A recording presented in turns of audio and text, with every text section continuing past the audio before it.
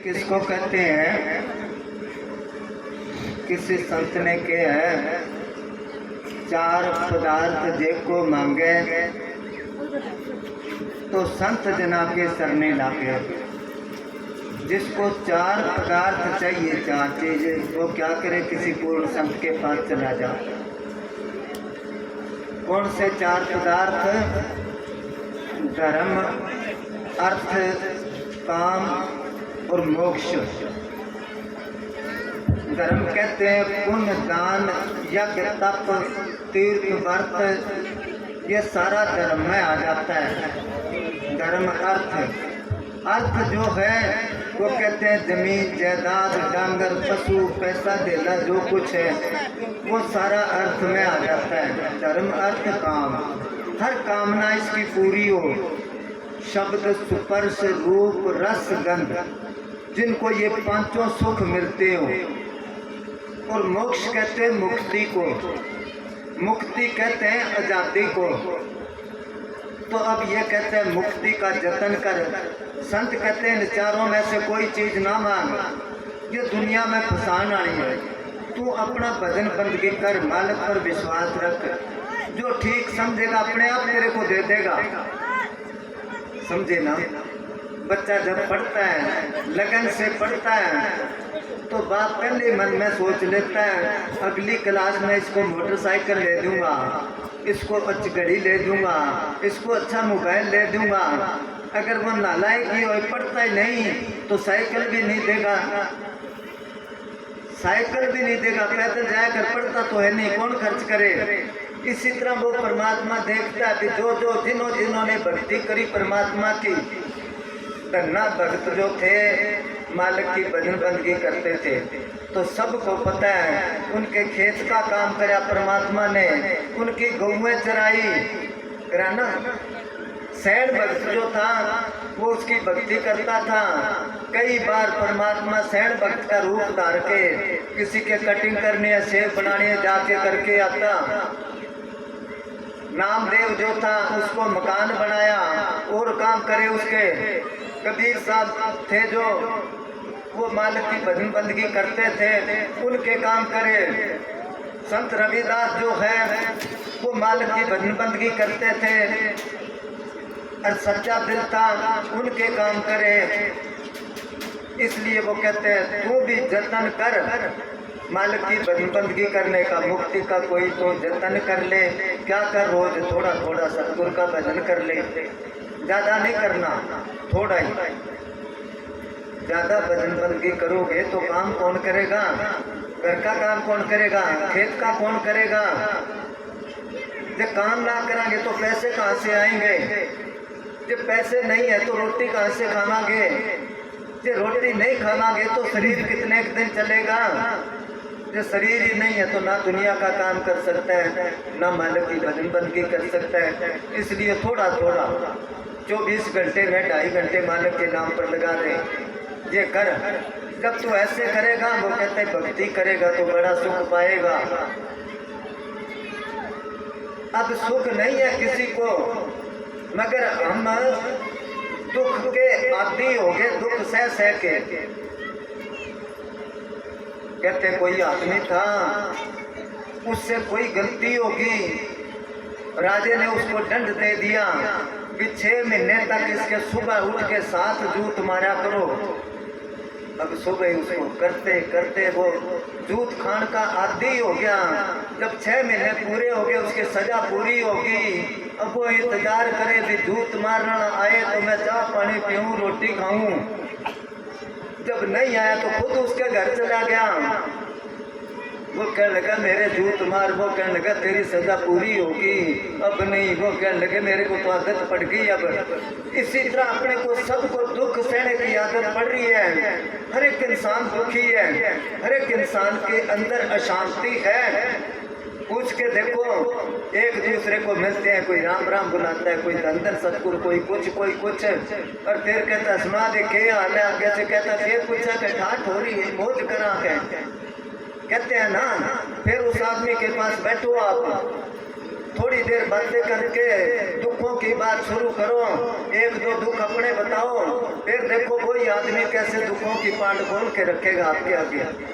अब तो कहता था मौज करा ठाट हो रहे हैं, किधर गई उसकी मौज।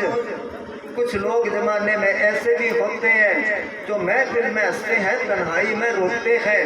हर एक इंसान दुखी है, कोई भाई से दुखी है, कोई बहन से दुखी है, कोई बाप से दुखी है, कोई बेटे से दुखी है, कोई घरवाली से दुखी है, कोई अपने पति से दुखी है। किसी को कर्जा देने का दुख है, किसी को कर्जा लेने का दुख है, पैसे दिए थे देते नहीं।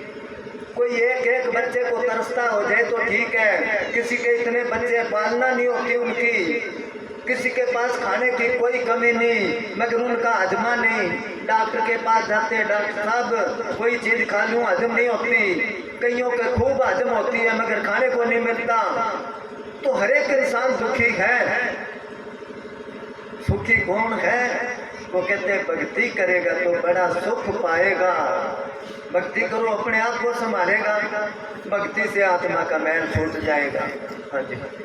संगत कर ले लोगों की दवा मिल जाएगी सभी रोगों की, सभी रोगों की। संगत कर ले लोगों की दवा मिल जाएगी सभी रोगों की, सभी रोगों की। जिंदगी को अपनी चमन कर ले और थोड़ा थोड़ा सतगुरु का भजन कर ले। कहते हैं संगत कर अच्छे लोगों की। अब सवाल पैदा होया अच्छे लोग कौन है? अरे कि अपने आप को अच्छा कहता है, कहता ना, किसी से पूछ के देख लो। कबीर साहब ने क्या, कबीर हम सब थे बुरे कि मैं सबसे बुरा हूँ, हम तज भलो सब कोय, मेरे सिवा बाकी सारी दुनिया ही अच्छी है। जिन ऐसा कर बूझा मीत हमारा सोए। कहते जिसने अपने आप को वो समझ लिया, अपने कपड़े कोई बिल्कुल साफ सुथरे समझी रखे तो वो धोने के लिए क्यों देगा? दूसरा आदमी देख के कहेगा कपड़े तो तेरे मेले हैं। जब मेले समझ लेगा तो जाके धोबी को देगा या घर पकड़ाएगा। इसी तरह हम जुगों जुग से मेले हैं, जब से मालिक से बिछड़े हैं। संत रविदास ने किया, बहुत जन्म बिछड़े थे मातो, जुगों के जुग हो गए बिछड़े, ये जन्म तुम्हारे लेके, अब ये जीवन में तेरे लेके तेरी भक्ति में लगा रहा हूँ। तो जब लगा देगा तो अपने आप ही किसी की दोस्ती हो मिस्त्री के साथ, जब उसका घर वो आता देखता है जिसका दरवाजा टूटा है या फर्श टूटा है, अपने आप ही कहेगा जा सीमेंट इसको ठीक कर दे, कह देगा ना, क्योंकि दोस्त जो है, तो जिसकी मालिक के साथ दोस्ती है वो काम नहीं करेगा इसका। कबीर मन निर्मल भया जो गंगा का नीर, पाछे लागे घर फिरे फिर कहत कबीर कबीर। कहते नामदेव दिन रात भक्ति करते थे, घर के सारे नाराज थे, भी कोई काम धंधा कर ले, भक्ति से क्या बनता है। जब ज्यादा तंग करा, कहने लगा चलो मैं जाता हूँ कोई काम की तलाश में। घर से निकला, चलता गया भजन बंदगी में। आगे रास्ते में ठोकर लगी, पता नहीं क्या है। जब उसने देखा तो धरती में एक मटका बहुत बड़ा खजाने का भरा। जब ढक्कन उठा के देखा उसमें सोने चांदी के गहने थे। वो कहने लगा मालिक अगर तू दिया है तो घर से इतनी दूर दिया है, तू देना ही है तो मेरे घर घेर के आ, मैं नहीं जाता। इतना कह के ढक्कन लगा के ऊपर आ गया वापस। घर आया, घर वाले कहने लगे कोई काम में लगे, काम क्या, आज तो बहुत ज्यादा खजाना मिला था। फिर ले आया, नहीं मैं तो नहीं ले आया, मालिक ने देना तू मेरे घर घेर के जाए। वो कहने लगे किस जगह हमारे को बता, हम ले आते हैं कोई और ले जाएगा। उसने क्या फलानी जगह रास्ते में, उसके खेत के सामने पेड़ के सामने वहाँ है, उसके मकान के पीछे चोर सुन रहे थे।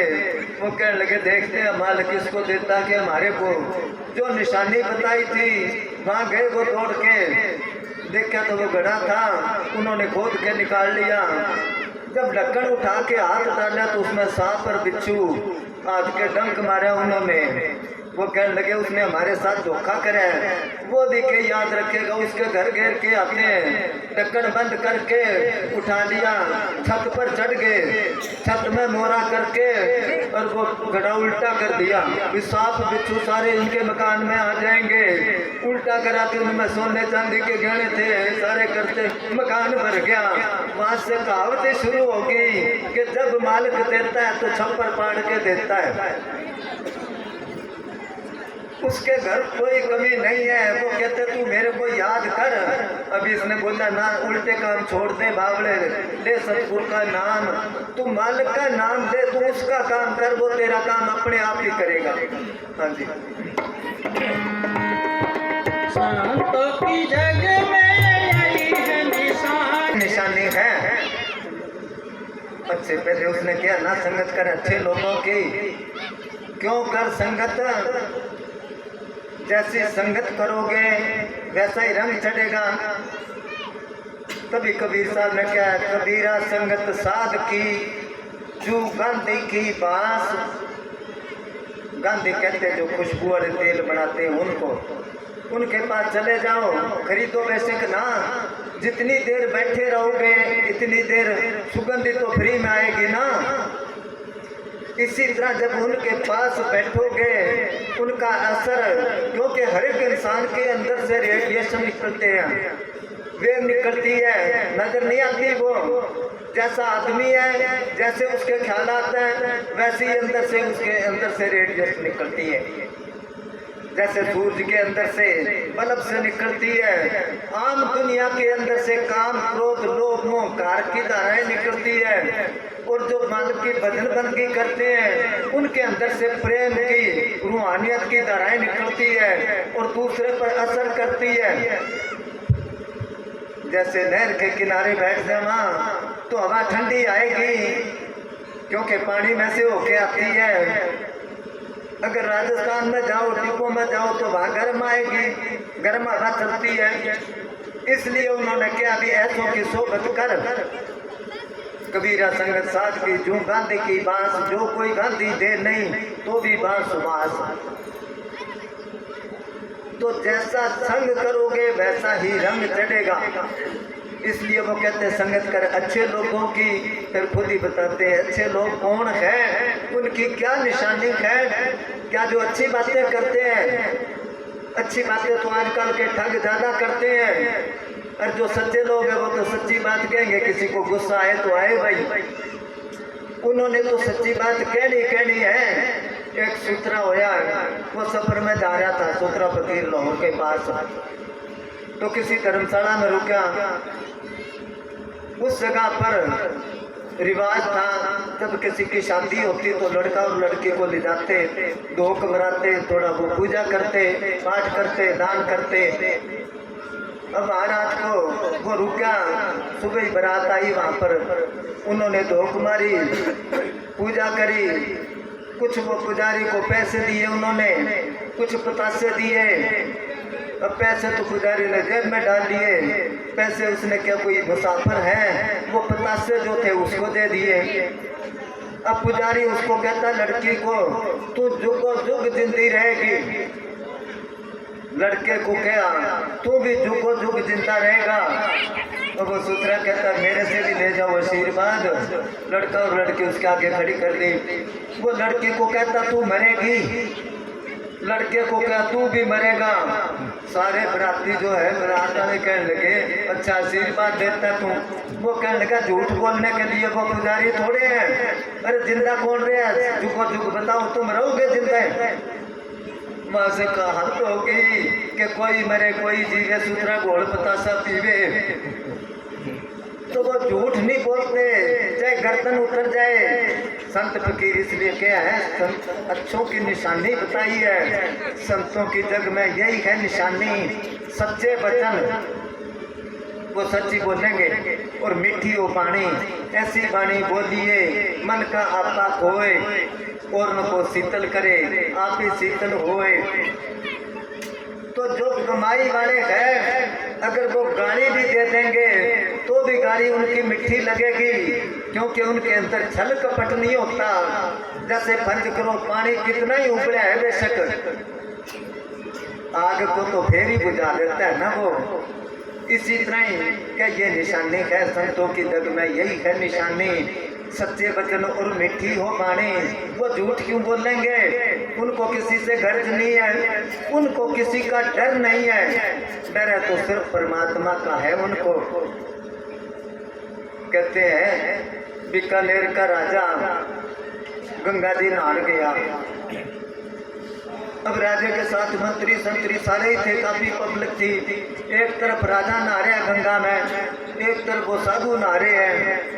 किसी साधु ने कहा अभी वो आदमी कौन है, उसके साथ इतने आदमी हैं। दूसरा साधु कहने लगा वो राजा है। कहाँ का राजा है? कि बीकानेर का। कि बीकानेर कौन सा? एक साधु कहने लगा वही बीकानेर, अपने कुल्ली भक्तनिया ना। अब राजा उनकी बातें सुन रहे हैं। उसने क्या कुल्ली भक्तनी कौन है बीकानेर में जो इतनी दूर तक मशहूर है? वजीर से पूछा। वजीर कहने लगा तेरी नगरी में एक बीबी है, बहुत उच्च कोटि की संत है। वो कहने लगा मेरे को बताना था, मैं भी सोबत करता दर्शन करता, कब बता दिया अब कर लेना। जब राजा गया तो वजीर को कहने लगा चल उसके घर कुल्ली भक्तनी के। उनके घर चले गए। जब घर गए तो वो अपना घर के काम पर लाग रही थी। वो थेपड़ी गोहा इकट्ठा करके बटोड़ा बना रही थी, बटोड़े के ऊपर वो गोहा लगा रही थी। अब राजा उसके दर्शन करके उसको कहने लगा माता जी आपने मालिक को कैसे प्राप्त किया? उसने उधर से थोड़ा गोहा तोड़ के दूसरी तरफ लगा के राजा मालिक का के पावना अठों तोड़ के अठे लगावना।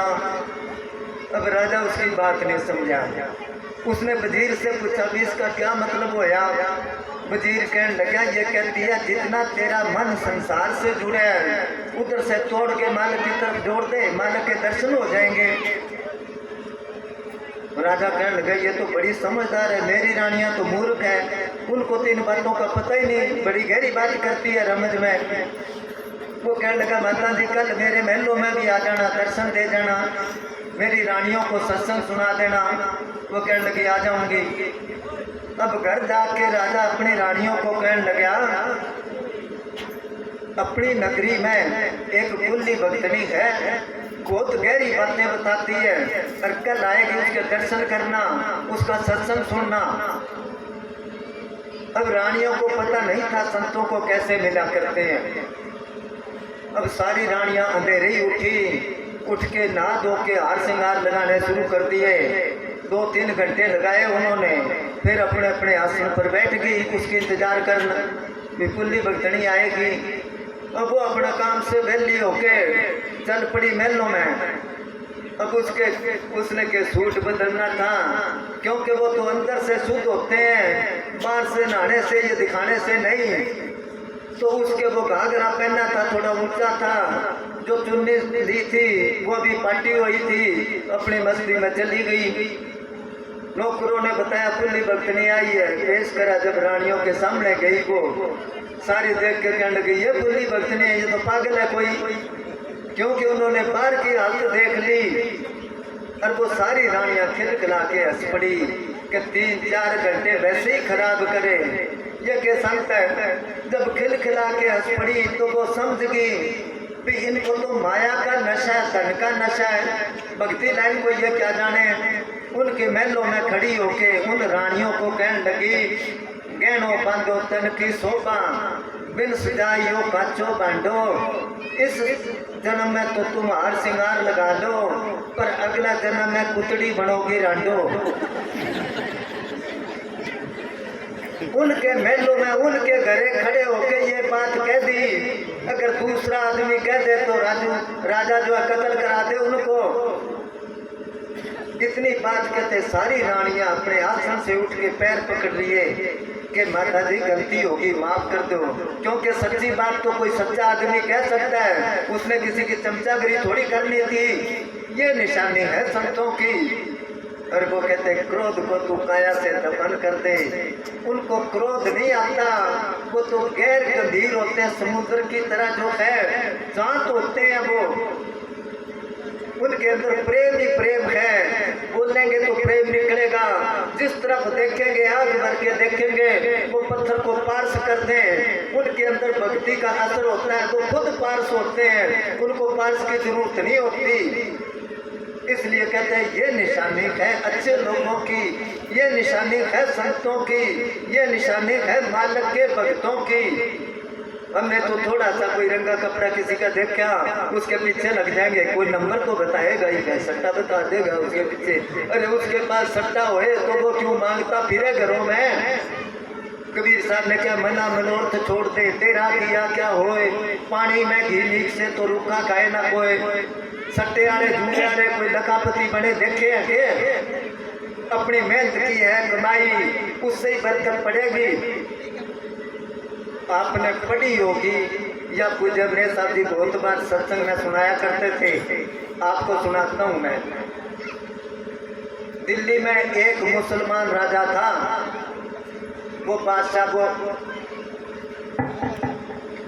अपने हक हलाल की कमाई खाया करता, धार्मिक किताबें वो लिखा करता हाथ से, और 2 रुपये महीने पर एक नौकर रखा था। उसको कहता ये बेचा, बताना नहीं भी राजे ने लिखी है, कोई ज्यादा ना दे दे पैसे। उससे वो गुजारा चलाता अपना और रानी का। तो खजाना तो बहुत था मगर खजाने में से नहीं बढ़ता था वो। एक बार नौकर के घर से चिट्ठी आई कि तू घर आ। नौकर ने छुट्टी मांगी।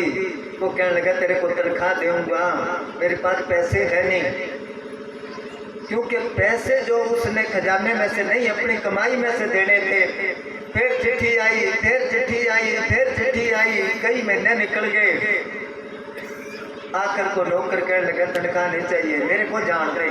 जब वो जान लगा तो राजे ने उसको 2 रुपये दिए कि मेरे पास यही है, ये मेरे हक हलाल की कमाई के है, मालिक इसमें बरकत देगा, तू जा। अब नौकर सोचता 2 रुपये का क्या ले जाऊं, 12 साल हो गए यहाँ नौकरी करते, और जब जाऊंगा सारा काम इकट्ठा हो जाएगा। बादशाह का नौकर आया है, दूंगा क्या उनको। अब ये सोचता जा रहा है। किसी जगह बाजार में अनारों का ढेर लगा था, बड़े सस्ते थे। उसने क्या 2 रुपये के अनार ले लेते हैं, जो भी आएगा एक एक दे दिया करेंगे। अब वो अनार पूरी पाट बन गई, सिर पर उठा के चल पड़ा। पैदल चला करते आगे दूसरे राज्य में गया। वहाँ का जो राजा था उसकी रानी बीमार थी। वैद्य डॉक्टर कहने लगे अगर इसको अनारों का जूस दो तो बच सकती है, नहीं बचेगी नहीं।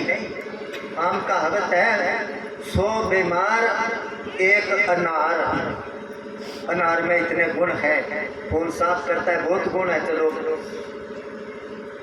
तो अब उस जगह अनार कहाँ से आए। राजे ने वो नाते करा दी, कोई 1 अनार दे उसके 100 रुपये दूँ मैं।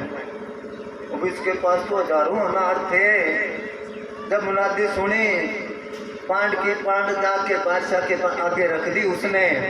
बादशाह बड़ा खुश होया, उस हिसाब से उसको पैसे दिए और इनाम दिया। और 2 सिपाही उसके साथ भेजे भी, रास्ते में कोई लूट ना ले, इसको घर छोड़ के आओ। फिर उसके बाद याद आई कि मेरे हक हलाल की कमाई है, समझे ना। तो कहने का मतलब है कि ये बातें तो हमें किसी नेक पुरुष के पास जाके ही मिलेगी। आजकल तो क्या लखापति बन जाओ, रात रात में सट्टा लगा दो, बस अगले दिन आएंगे, पैसे खूब आएंगे। फिर दूसरे के पास अब वो बता देता है कुछ ही, क्योंकि जब मूड खराब होता है घर से कर्जाई होके कपड़े पहन लिए साधु बन गया, उसका तो मूड वैसे ही खराब है। और सट्टे लेने लड़ जाते हैं कि महाराज का मूड नहीं बना, जाके कप भर के कला घूंट लगा लेके जब वो नशा हो गया फिर वो बकता है गाड़ी, उस गाड़ी में से वो नंबर बनाते हैं। अरे कितनी बेसमझी है ये पढ़े लिखों की, नंबर बना के लगा दिया। क्या आया नहीं, आपने बनाना नहीं आया, क्या बन तो महाराज तो ठीक ही बताया है। वो संत नहीं है, वो अच्छे नहीं है। संत तो अपने जैसे रहते हैं। संतों के जीवनी पढ़ के देखो, कबीर साहब, संत रविदास, धन्ना भगत और जितने भी थे वो परिवार में ही रहे, उनके बाल बच्चे थे, भक्ति भी करी उन्होंने, दूसरों को भी रास्ता बताया। हाँ जी। जग के अंधेरे